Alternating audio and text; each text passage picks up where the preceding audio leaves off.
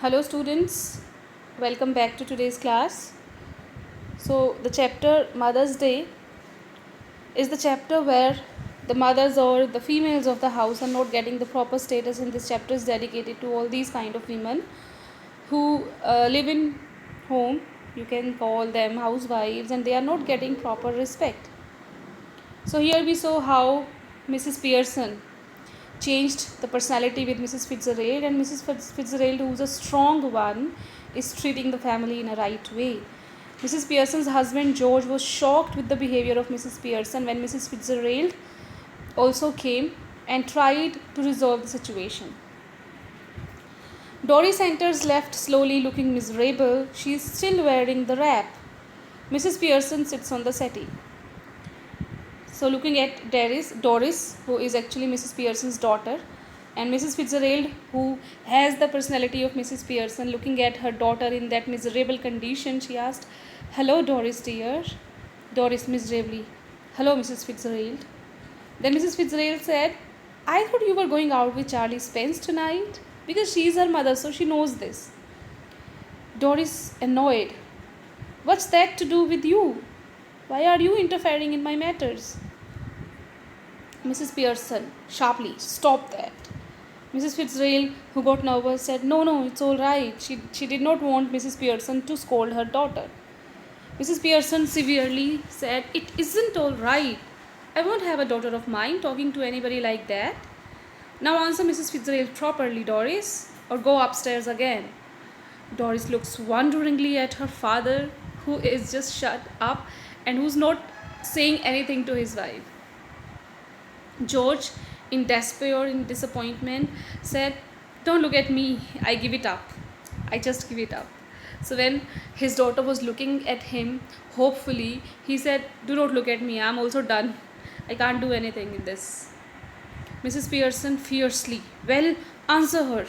Means answer Mrs. Fitzgerald. Doris then sulkily, gloomily, sadly said, "I was going out with Charlie Spence tonight, but now I have called it off. I have cancelled it." Mrs. Fitzgerald said, "Oh, what a pity, dear. Why have you?" Doris, with a flash of temper, when a second question came from the neighbor, she thought she was the neighbor, Mrs. Fitzgerald. How can she know that it was actually her mom's personality who was asking the questions? This time she came with a flash of temper and said, "Because if you must know, my mother has been going on at me, making me feel miserable, and saying he's got buck teeth and is half-witted. So that is the reason I have cancelled, because my mother is behaving in this way." Mrs. Fitzgerald, now rather bolder. Mrs. Fitzgerald, with the personality of Mrs. Pearson, listening about all this, why Doris is hurt, got bolder and said to Mrs. Pearson, "Oh, you should not have said that. Like a mother," she said. Mrs. Pearson sharply, "Mrs. Fitzgerald, I'll manage my family. You manage yours." And George, grimly, ticking her off now. Ticking somebody off means scolding somebody. "Ticking her off now, are you any?" Mrs. Pearson, even more grimly, "They are waiting for you at the club, George. Don't forget. And don't you start crying again, Doris." So she has that text to make anybody stop talking. Okay, she said, "George, shut up or go to your club." She knows that he won't go to club now because he knows he's called as Pompey Pearson there. Mrs. Fitzgerald, getting up with sudden decision, looking at all this, how Mrs. Pearson was behaving with her family, she got some decision, and she got up and said, "That's enough, quite enough." George and Doris stare at her bewildered. They are surprised. Why Mrs. Fitzgerald is saying that's enough? To George and Doris, "Now listen, you two. I want to have a private little talk with Mrs. Fitzgerald." Mrs. Fitz, she corrects herself hastily with Mrs. Pearson, because the lady who is looking at as Mrs. Pearson actually has the personality of Mrs. Fitzgerald, and here vice versa. So Mrs. Pearson could not say, "I want to talk with Mrs. Fitzgerald," because she was body-wise Mrs. Fitzgerald. So she corrected herself and said, "I want to have a little talk with Mrs. Pearson. So I'll be obliged if you leave us alone for a few minutes. I'll let you know when we have finished. Go on, please. I promise you that you won't regret it. There's something here that only I can deal with." Mrs. Fitzgerald promised them that everything will be all right. George, rising, I'm glad somebody can, because I can't. I'm glad that somebody can deal with Mrs. Pearson's mood because nobody could. Come on, Doris. George and Doris exit left as they go. Mrs. Fitzgerald moves to left of the small table and sits. She eagerly beckons Mrs. Pearson to do the same thing, orders, indicates. Mrs. Fitzgerald is speaking with the personality of Mrs. Pearson. That is the reason Mrs. Fitzgerald is on the left side of dialogues, and inside also you can see Mrs. Fitzgerald, because personalities are changed. Mrs. Fitzgerald, we must change back now. We really must. Mrs. Pearson rising. Why? Why so early you want to change again? Mrs. Fitzgerald said, because this has gone far enough. I can see they are all miserable and I can't bear it. I can't tolerate it that my family is in miserable condition. Mrs. Pearson said, a bit more of the same would do them good. Making a great difference already. Give me some more minutes. She moves to right of the table and sits. Mrs. Fitzgerald says, no, I can't stand any more of it. I really can't. I can't see my family like this.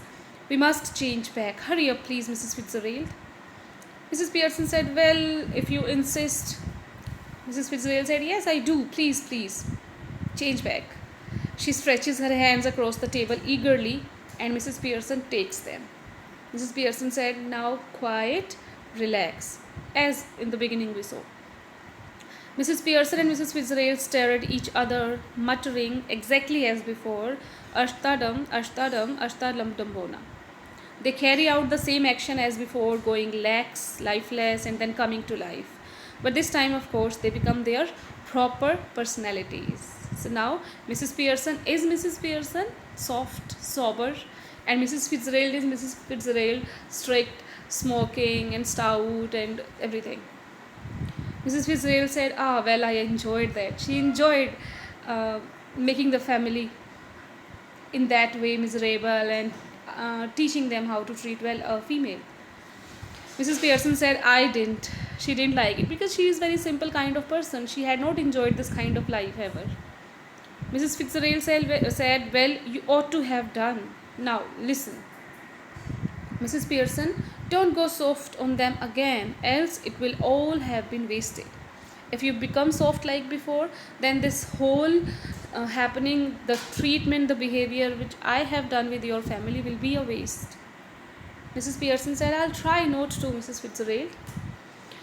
They have not had as long as I'd like to have given them. Another hour or two's rough treatment might have made it certain. Fitzgerald said, I just wanted to give them another hour or 2 hours and they would have become so good, but you have made this change early. Pearson said, I'm sure they'll do better now, though I don't know how I'm going to explain why I behaved like this with them. I have no reason to explain. Mrs. Fitzgerald severely, don't you start any explaining or apologizing or you are done for. Okay, you are done for all the kind of apologizing. Now don't apologize for whatever the treatment is given to them. Do not explain anything. Mrs. Pearson with spirit, with energy.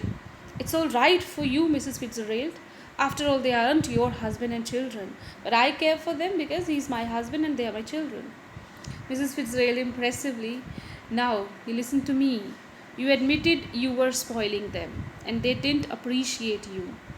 Any apologies, any explanation, and you'll be straight back where you were. You'll be again mistreated by them.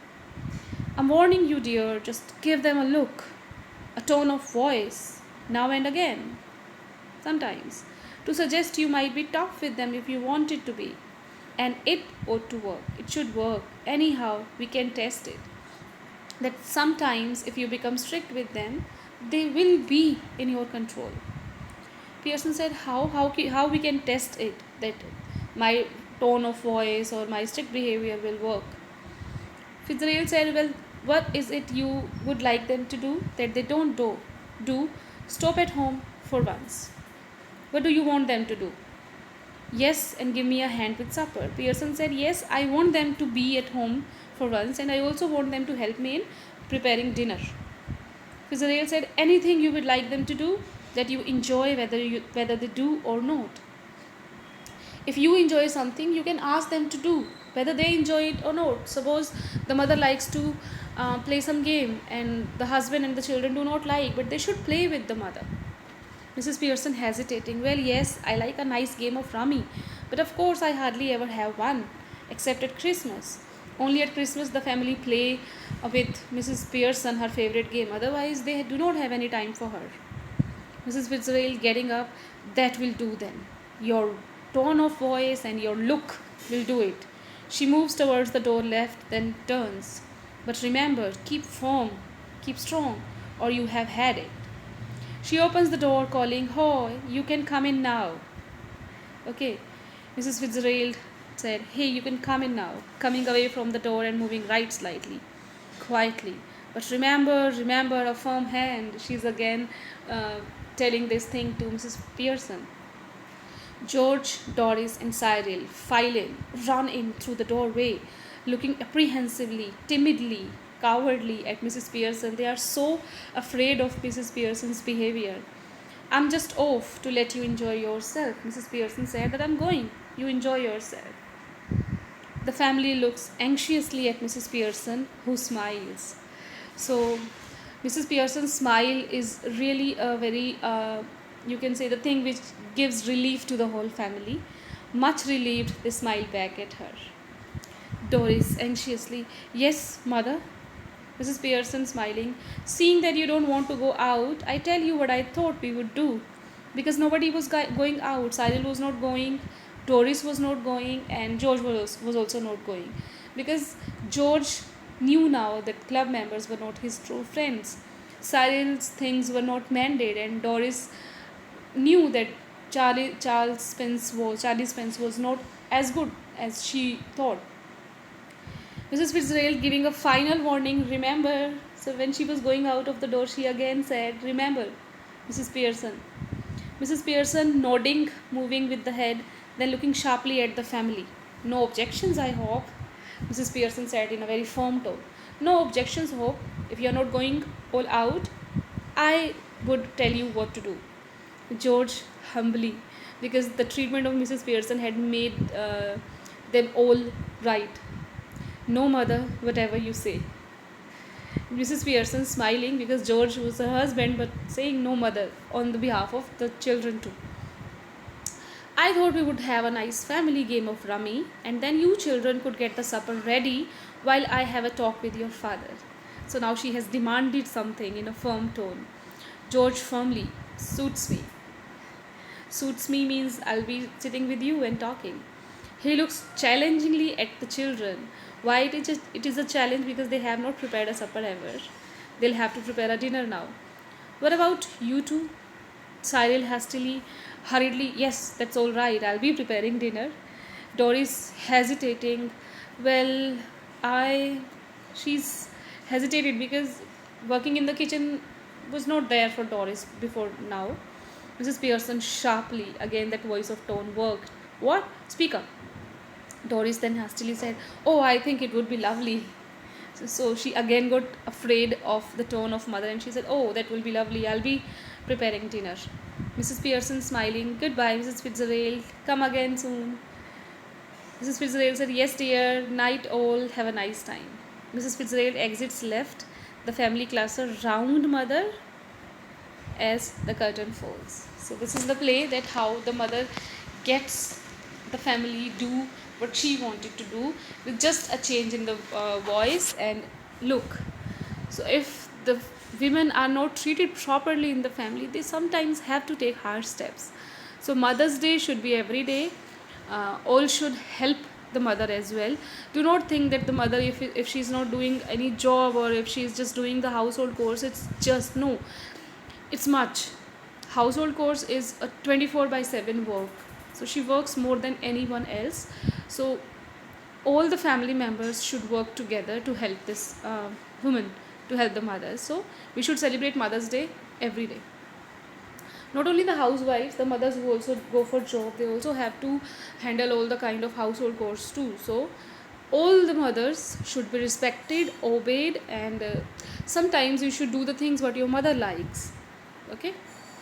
And in tomorrow's video we will discuss the question and answers, but before that I just want to inform you that you have a subjective test on Wednesday Okay, based on this chapter only, Mother's Day.